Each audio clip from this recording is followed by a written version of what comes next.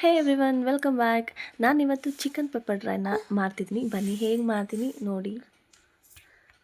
Okay, ನಾನೀಗ gas on ಮಾಡಿ ಅದ್ರ ಮೇಲೆ ಪಾತ್ರೆ ಮಾಡಿ ಈಗ ಎಣ್ಣೆ ಹಾಕ್ಕೊಳ್ತಿದ್ದೀನಿ. ಎಣ್ಣೆ ಕಾದ್ಮೇಲೆ ನಾನಿಲ್ಲಿ 2 ಮೀಡಿಯಮ್ ಸೈಜ್ ಈರುಳ್ಳಿನ ಸಣ್ಣದಾಗಿ ಹಚ್ಕೊಂಡು ಎಣ್ಣೆಯಲ್ಲಿ ಫ್ರೈ ಮಾಡ್ಕೊಳ್ತೀನಿ.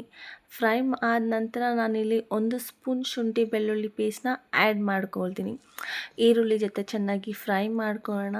ಫ್ರೈ ಆದಮೇಲೆ ನಾನಿಲ್ಲಿ ಕರಿಬೇವು ಹಾಕ್ತಿದ್ದೀನಿ. ಕರಿಬೇವು ಹಾಕ್ಕೊಂಡು ಹುರ್ಕೊಳ್ಳೋಣ.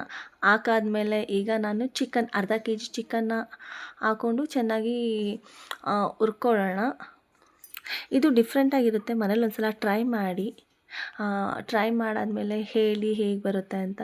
ಓಕೆ, ನಾನು ರುಚಿಗೆ ಉಪ್ಪು ಹಾಕ್ಕೊಂಡು ನಾನಿಲ್ಲಿ ಕೊತ್ತಂಬರಿ, ಹಸಿಮೆಣ್ಸಿನ್ಕಾಯಿ ಮತ್ತು ಪುದೀನ 3 ಪೇಸ್ಟ್ ಮಾಡಿಕೊಂಡು 2 ಸ್ಪೂನ್ ಹಾಕ್ಕೊಳ್ತಿದ್ದೀನಿ ನಾನು.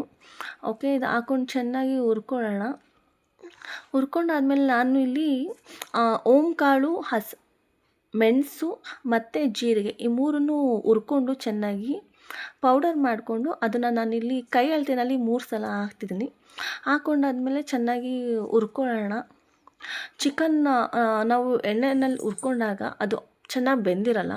ನಾವು ಇದನ್ನು ಚೆನ್ನಾಗಿ ಬೇಯಿಸಬೇಕು. ಸೊ ನಾನೇನು ಮಾಡ್ತೀನಿ, ನೀರನ್ನ ಹಾಕ್ಕೊಂಡು ಚೆನ್ನಾಗಿ ಅದನ್ನು ಬೇಯಿಸ್ತೀನಿ.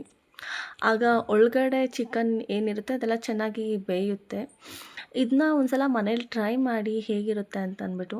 ಮಾಡಾದ್ಮೇಲೆ ನನಗೆ ಒಂದ್ಸಲ ಮೆಸೇಜ್ ಮಾಡಿ ಹೇಳಿ ಹೇಗಿತ್ತು ಅಂತ ಅಂದ್ಬಿಟ್ಟು ಪ್ಲೀಸ್.